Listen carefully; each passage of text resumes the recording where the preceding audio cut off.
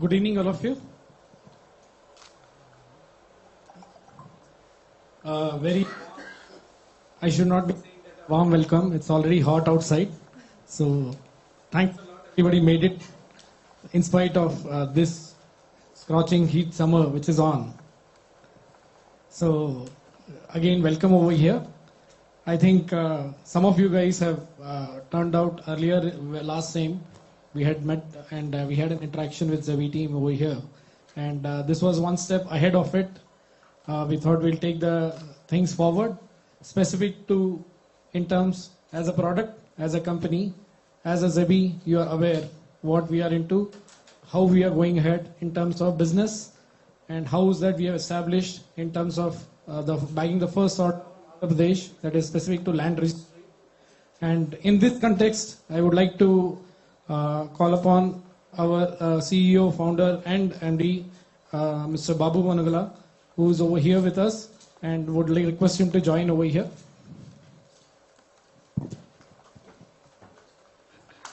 Thank you. Thank you, Vinod. So just for everybody's notice, right? So he's Vinod Raghavan. He's joining Zebi as Vice President Sales and Marketing from Monday onwards. So give him a big hand. He's new to Zebi, but he already knows. He's been working with us part-time. He's helping us for the last 1 month. He's kind of in the transition. He's taking care of a few personal things for the last few weeks. Thank you, Vinod, and look forward to seeing more of you, Vinod. Okay.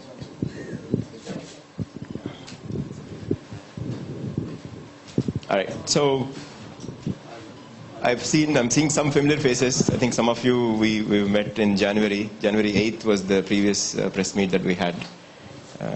Again, thank you for coming again. I want to reiterate just a few things before we do the little bit, maybe some of you could consider the presentation as boring. So I want to highlight two things that I actually said in the January 8th press meet also. One is, I'm not here to influence you. I'm not here to really, sell anything. I really mean it. I'm not a good salesman at all. What we have done at Zebi, we are technologists. We built a great product. What I said in January as a globally innovative product. We didn't have that much proof at that time, actually. Right? Only one state, Andhra Pradesh government, was using it in January, as of January. Right? Now we have much more evidence, much more establishment of Zebi product across the globe. And that's what we'll talk about now. And I'm here to take any type of questions, to stand by the word that it is actually globally innovative. And the product is really helping solve various types of data protection, data use problems across industries. And that's, again, another thing that we want to establish today. Because of the, with the launch of Zebi AI Chain, that's in a completely unrelated industry to land records. On January 8th, we talked about land records, how AP CRDA, Capital Region Development Authority, is using Zebi blockchain to protect their data elements and make sure that any type of land ownership, asset ownership information can never be tampered by any human, not even by Zebi employees or not even by government employees. No human can tamper. And the same type of data protection that we're bringing to hospitality industry with the Zebi AI Chain launch. Right? So let's do a little bit of the presentation. If you remember, we had blockchaining India's big data. And I explained why we, I thought we'll start going global from 2019 onwards. But because we're getting incoming calls from multiple countries, UK, US, Australia, and a few other countries, we're getting incoming calls. And so we thought, it's better to actually open up sooner, just because there is already interest, and we don't want to lose, if a customer or a consultant wants to take Zebi product to solve global problems. So now it's blockchaining big data, essentially. How do we blockchain protect? How do we blockchain secure all of big data across the world? So this we talked in January as well about the founding team. I myself am from IIT Madras, finished in 1993, spent most of my career in the Bay Area, also known as San Francisco, Bay Area, or Silicon Valley. And we have several of our advisors, mentors from the Bay Area with degrees in MIT, Stanford, and with work experience in Google, Uber, Microsoft, and so on. And like I mentioned earlier, essentially a globally innovative blockchain-based product for big data. So these are the countries that we already have established conversations happening. Obviously, we haven't signed anything in other countries yet. Obviously, that would be a separate launch or announcement. Currently in discussions, very advanced, very motivated discussions happening in US, UK, and Africa, and Australia, actually, so that we haven't mentioned here in the PPT. So on the right-hand side, you see we are already mentioned in Forbes, CNBC, NASDAQ. All of this is organic marketing, right? People picked it up because they did a lot of research, and I would like you also to do the research and compare and contrast what Zebi does and what is the competition out there, if there is any.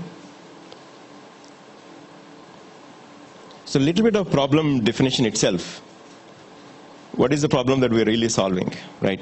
I guess just 4 bullet points here really, right? The first one is about how much data is getting created. Zebi comes from Zebi byte, very, very large number. And by 2020, India alone will have 3 Zebi bytes of data, right? That's a lot of data. There are 2 angles. Can we make use of the data? At the same time, can we protect it? That's a problem that we're trying to solve. And both the data theft and data tampering, that's more than $35 billion just in India. That's the amount of money that's being lost by individuals, organizations, governments, enterprises, right? And when it comes to people-sensitive data, there is obviously a privacy angle. And Indian government is coming up with a very specific privacy bill. And European Union and a few other countries are a little bit more advanced. They already have, like European Union, for example, they already have a bill slated to become active from June this year onwards. And the final conclusion, the last bullet on the the right-hand bottom corner is, without a self-policing system, digital systems really are less secure than paper records. So I was talking earlier to Kurnath Garu, and he was mentioning Telugulo emannaranడి మీరు గొలుసు కట్టు. Apparently the idea of blockchain in Telugu in terminology, గొలుసు కట్టు was there, and that's how, it's basically you connect the words in Telugu as, you form a chain so that people cannot insert a new word in between, I guess, right? If somebody insert a new word later, in some way of tampering, it's very easy to know. And because there is no gap between, probably, in each of the letters in the word, right? And the way they're spaced, it makes it difficult to tamper, but obviously not impossible. There are, Sarir was talking about, and there are techniques that later people invented on how to tamper even that, right? But blockchain, what it really does is makes it completely impossible, beyond any human intervention, beyond any administrator that knows all the information. It doesn't matter, because it's so decentralized. Because there are, many hundreds of, not hundreds of thousands, but tens of thousands nodes across the world. It makes it completely impossible to tamper or manipulate the data stored on blockchain. So this is specific to Zebi's blockchain solution itself. We have gateway at the center, and around the gateway there are all of these nodes. Obviously there's just a few examples, not the full set of possibilities, right? For example, we didn't even include the hospitality industry here, right? But that's something that happened in the last few months, and we were able to close deals at more than 200 hotels. The idea is that there is a Zebi chain node installed at various types of data providers. And if you look at the terminology that we have on the right-hand side, data requesters are the ones that need data, like a bank or an insurance company or even another individual that wants to access the data for various types of verification. And then data providers are the custodians of data, like land records, for example, CADA, or AP government or any of the state governments would be data providers because they're the custodians of data. And then individuals whose data is being protected, right? So at each of the data providers, there is a Zebi chain installed, and it's distributed and relatively decentralized when you look at the whole system together. And even though Zebi Data Gateway is centralized, it doesn't really persist any data. So it gives the convenience and ability to provide instant data access through web-based APIs, what we call as data as a service APIs. At the same time, if a hacker comes into gateway, there's nothing to steal because data is not really persisted in the centralized gateway. So this is a good summary slide where on the left-hand side we show what a blockchain really does. The rules are enforced by the machine. Smart contracts give very high level of transparency on what the rules are, and no human intervention because of the decentralized nature of the overall blockchain. On the right-hand side is where what Zebi itself is doing. Why is Zebi different? Why is it globally innovative? Why are we recognizing? Why are we getting recognition across countries? Right. So speed and efficiency because of the instant data exchange, as we call it, because of the data as a service APIs. And the other angles are essentially trust, reliability, and tamper-proof that comes because of the overall blockchain enforcements. And security hacker-proof because of the architecture of Zebi gateway versus Zebi chain installations. And then the last and the final one that's more important when it comes to the topic that we're going to talk about, the hospitality industry and the visitor data that's being protected. Why data democracy is so important, and why including individuals in the overall data transfer process. Why giving more control to individuals on their own data is so significant, and that can change the whole game. Here we're talking about different types of records and then different types of industries. Until here, it's only, I guess, a theory, right? As of January, like I said earlier, we only had penetrated land records industry, right? But now we have, again, you can read this offline. The presentation will be shared, right? Many industries are possible, but the evidence or the concrete proof is that we already have the second industry now live and using Zebi products. So that's the Zebi AI chain. Obviously, the second word AI stands for artificial intelligence. The idea is to use AI for probably at least two things, right? One is recognizing faces automatically, instantly. When a visitor comes into the hotel, if the face can be matched automatically against, a photo ID, and that removes, again, a little bit of the manual intervention or manual recognition or, human errors. And in the back-end system also to make sure that the data is not stolen or, there is no intruders coming in and stealing the data, right? AI is useful for those two aspects. The fundamental idea is the police department wants to make sure that any of the visitors that are visiting the hotels, they're not criminals. At the same time, as a innocent person, I was actually checking into a hotel in Hyderabad. We just did it for fun. Although I live in Hyderabad with family, we're just checking in.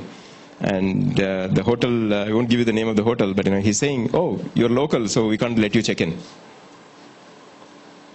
So that was a little bit weird and surprising initially, but then later I realized, oh, okay, so people are misusing hotel check-ins.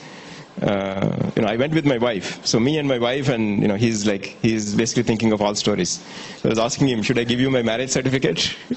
So he calmed down, after realized, because he wanted address proofs for me and for my wife separately. So he didn't believe that, he didn't believe anything else. So that's the type of security that police department is now looking for, right?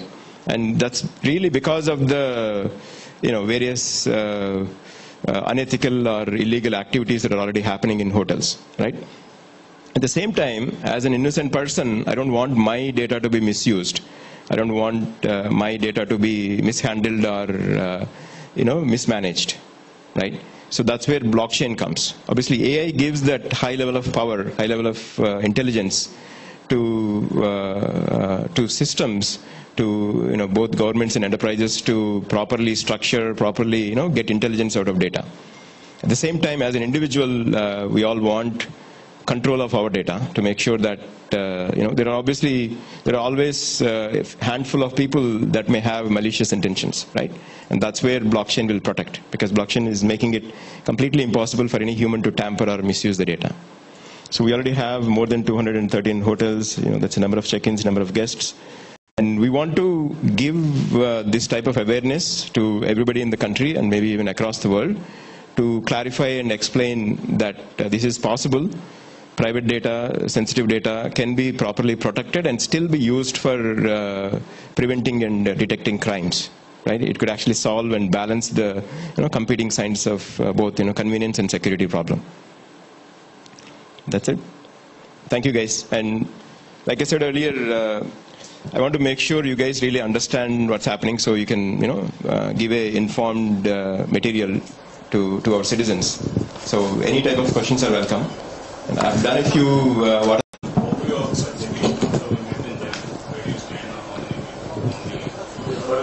clients you have.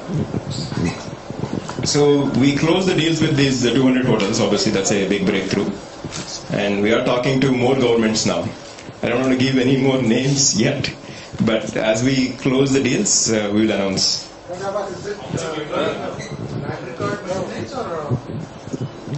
You're talking about, you're already talking with some of the governments.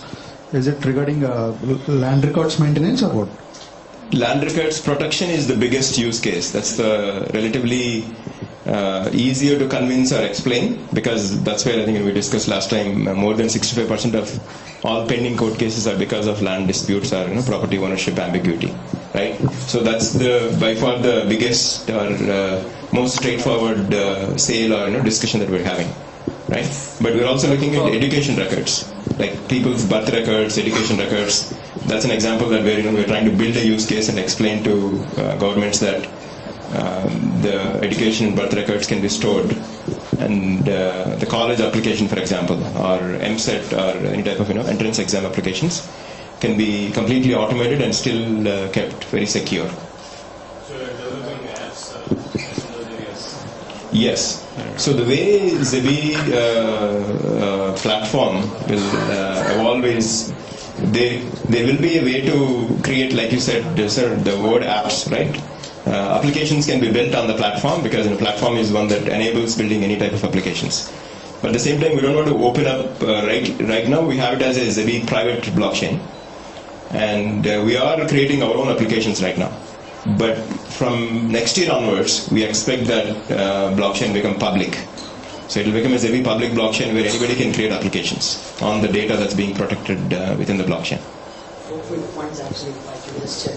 One is when he was asking about Zebi, some sense, since many of us are financial journalists, some sense in terms of the size of the company, what's in terms of revenues, what's the kind of, you raised some funding as well. So something on that. Second is about this a bit on the revenue model, how that works, what's the kind of cost, how do you sustain yourself. Third is we have a number of players in this space coming in globally. If you take blockchain, Bally, all of that, compared to all of that, what would you say is your USP in this space? Fourth, the last point is there is the issue of reliability of data. Yeah. If for a moment your land is in my name and it's blockchained, you have a problem. So how do you ensure, when your reliability of data is a big question mark, how do you ensure that? These 4 points. Yeah. So in terms of financials and revenues, we're not disclosing, many of the numbers just because of easier to. Yeah. So we did raise $10 million in our own initial coin offering, right? And we're growing actively, and Dragwan is a great example of growing actively. And the way I hire people, I'm very, very conservative. I typically, Vinod, how long did we know each other? Yeah, more than 6 months, almost a year we knew each other. And then, we made an offer just a month ago, right? So, especially senior people, I'm very, very conservative and cautious. To want to make sure that, they believe Zebi long-term story, and they won't become a headache or a hassle for the company, right? But we already hired, I think 22 or 23 in January when we met, right? It's a, completely product innovation-based company, right? We won't need too many people, I guess, in that sense. But we'll obviously hire as many people as we need to create that. There are more innovations possible because we are converting the Zebi private blockchain to public blockchain. That itself is a huge deal. There are a lot of, for example, how do we make sure that a random person joins as a new node to public blockchain? What are the rules and restrictions on that new node that's coming in? So there are various protocols, blockchain protocols need to be designed. And Bitcoin and Ethereum, they have existing protocols, but there are problems, there are issues, and governments are very, very cautious, to say the least. Or maybe they're worried about money laundering and people losing money. Talk your size. What is it that you say? Number of people, number of clients. How do you describe your size then? So we have more than 213 hotels are in terms of enterprises, and the way we created the product, the Vizag team is very actively working on this product, right? We we had a few quotations from the Vizag DSP officer also, DSPs are also, that's there in the press release, right? They're very, very motivated, they're very interested because it's actually solving a very immediate problem, not even a futuristic problem, right? The current process is the hotel needs to manually submit the data to police department, right? And because it's all papers, so these are all private information, right? And I'm sure most of you would know about the PAN card misuse, right? People would take PAN card and apply for their own loans without the person of the PAN card knowing about the loan, right? And these are even more sensitive because it's Aadhaar or sometimes passport information, physically being carried from the hotel to police station. It's all it's very, very risky. So they really wanted both the police department and the hotels to keep it secure, but at the same time serving the requirement that the data has to be scrutinized by the rightful owners and make sure that the criminal activity or malicious activities are prevented or even detected as they happen, right? So more than 200 hotels already and one government department using our product, right? On their cloud. So we continue to maintain that the data provider owns the data. It's a node, it's part of the blockchain, but it's still a node that's, that one node is controlled by that particular data provider. But because there are multiple nodes in the blockchain, that one node cannot do too much, right? All the nodes have to synchronize and have a consensus across the blockchain. Are they going to other cities with this solution? We are actively pursuing hotels across Andhra Pradesh and even Telangana. So obviously we don't want to announce any deals until it closes. Babu, in the 213 hotels, customer no need to go with the ID proof? They have, so if they create a Zebi ID, right? They create a Zebi ID, then they don't have to carry too much. Obviously we'll take a picture and then match the picture with the Zebi ID and the phone number OTP, right? To make sure that somebody else is not misusing the Zebi ID itself. Will they log in UID? On the, you mean Aadhaar? So it can be integrated with Aadhaar as well, or we accept PAN card or passport or any type of ID. Right.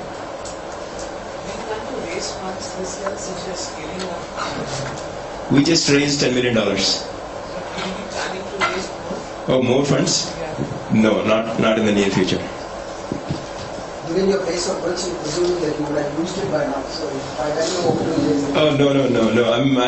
I'm super conservative. No, we're spending very cautiously. Will you give us a sense about revenues, at least what do you expect in this financial year?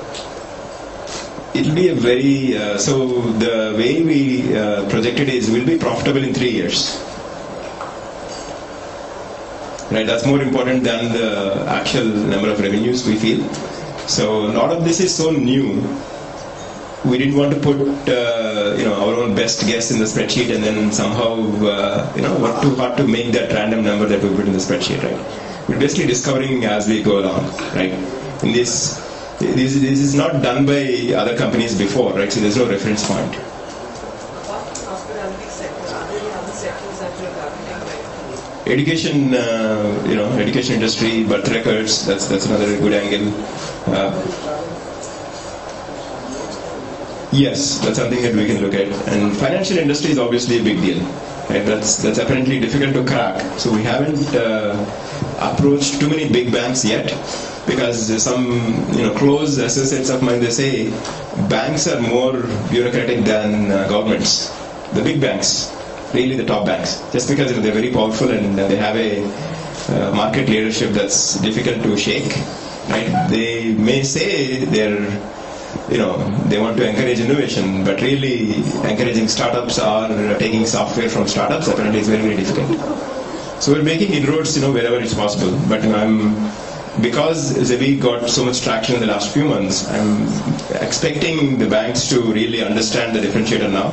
Because if we went in December or until last year, it would have been difficult, because at the same time the bank is receiving requests from so many startups, right? We have I don't know the exact count, but I'm sure there are thousands and thousands of startups just in India, right?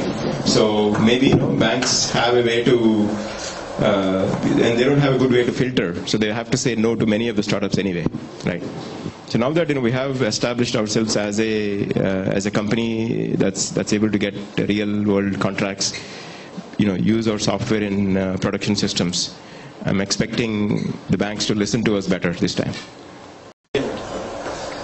I think logistics is another area which we are working on. So nationally or internationally, we have been getting some leads specific to customers. There have been a lot of immediate requirements which we are talking about. So we are working on a POC in those models. Logistics industry is another example where they want to make sure, for example,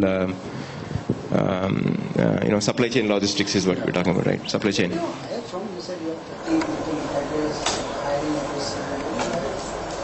You mean which colleges or? What's your catchment? So we have, out of those 30 people, I guess about, I think 7 or 8 people are from different IITs. But otherwise, we have a very strong analytical test barrier or a programming test barrier, especially for programmers, right?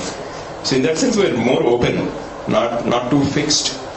As long as they have that raw talent and passion to kind of make a difference, we are willing to train them on the job.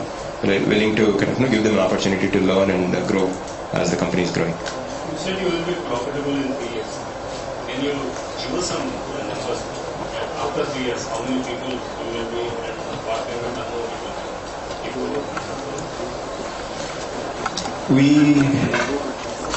The overall market sizes are in billions, right?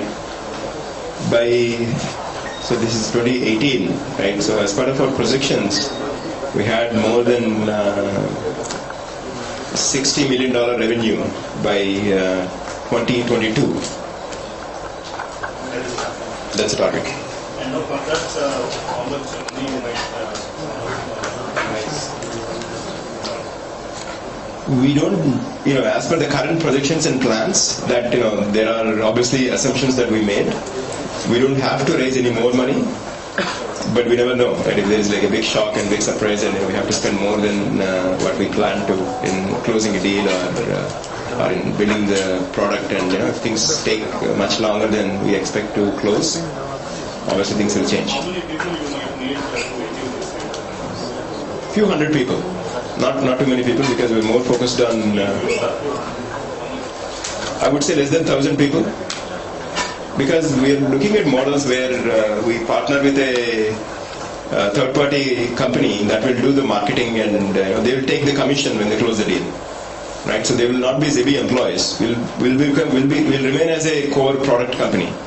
But our partner companies that do the marketing, that do the on the ground, running around, talking to hotels or talking to different potential prospects. For them, the big deal is they get a big cut, and they get a very attractive percentage when they close the deal. And because we're so established already, so it should not be that difficult to sell. But obviously, there is a significant amount of running around and talking to people, presenting that's required. So they want to be actual part of Zebi employees. So that way, we'll be able to grow much faster. AI solution for hotels, will that enhance user experience for the people coming in? Will it be easier for them to check in for the other things that they might do? Yeah, great question. So that's part of our roadmap, where what else can the users that are already registered in Zebi ID can do? For example, right now the only thing they can do is check in. They can check in again to the same hotel or a different hotel, because Zebi ID is already there. But there are more applications possible, right? Obviously, we want to take the consent of the individual before the data is used at all, because I feel that's the only way we scale, and that's the only way we maintain the positive brand image that we have. And as long as the individual is willing to use the same ID for other users, if the person is really, let's say they're making a new booking, right? They can actually use that same ID and make a new booking much faster. Right? They don't have to retype and they don't have to re-enter all of their information. And again, they can feel good that their data is secure on the blockchain. Public. Can you say a bit on the business model? How does it work? Oh, okay, yeah, of course. Okay, so you want to know? Sure. So, in terms of what revenues we get, right? What products that we have. the Zebi chain is a data protection product, right? A data provider could be land record system owner, a government or a education records owner. Because they're able to get the 100% tamper-proof, they pay Zebi and install Zebi chain, and it becomes a node on the blockchain, right? So they pay a little bit for the data protection itself. And then the second type of fee that Zebi gets is what we call as transaction fees. So for example, land records, transactions, when buying and selling happens. So the first one is completely static, right? It's paid depending on the number of records. The second one is depending on the number of transactions, essentially the volume.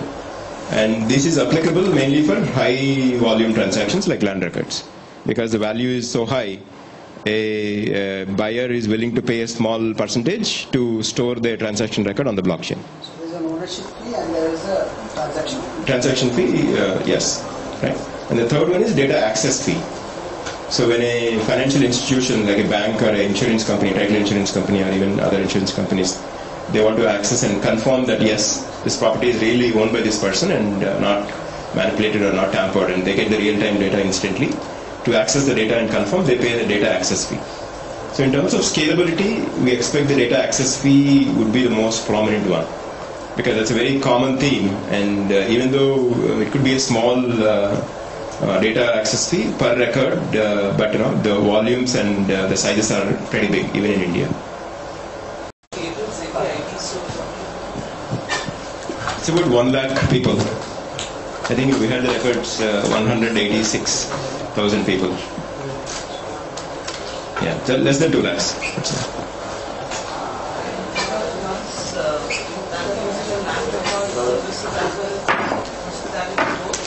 We haven't. That's a great question. So we haven't integrated both the systems yet, but that's the plan. That's in the pipeline.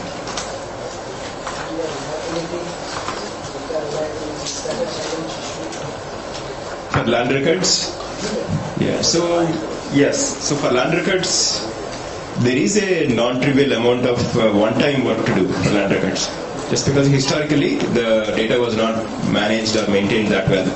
So one time they have to do significant amount of work to clean up and make sure that the data that they put in the blockchain is really verified, cross-checked and all of that. But the beauty is they can put a flag saying, okay, for these, out of these 10 million records, half of the records, 5 million records is actually completely clean. They know it because of the history. And the remaining 5 million, they can say, we don't know, right? So that type of information can still be stored in blockchain. So once it's on blockchain, they don't have to repeat this, they don't have to redo this again at all, right?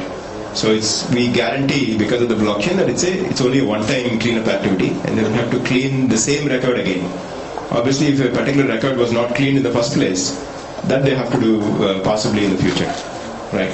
So we both allow a phased manner where whatever is clean, they can put that appropriate flag on the blockchain for those records. And they can keep a different flag for the records that they plan to clean in the future. Is there any cost saving at vendor end? Oh, cost savings for Vendor side. Yeah, I mean, for example, even for Zebi AI Chain, right, for the hospitality industry, right now it is manual completely, right? The hotels have to take the records manually and give it to the police department, and it's completely manual because the police department is now burdened with like piles of data, and it's very cumbersome for them to manually scan and check, and there's also time delay involved, right? It's very inefficient, insecure, obviously, privacy-wise. They don't check, they keep the documents up. They may, if there is like a really perceptive officer, right, they may just do a quick scan, and maybe he'll catch, or he or she will catch, right? But now what we're saying is, it can be digitized and also be made secure, right? Like we said in the beginning, completely digital, but without blockchain is actually less secure. All right. Thank you very much, folks. Thank you. Thanks, Babu.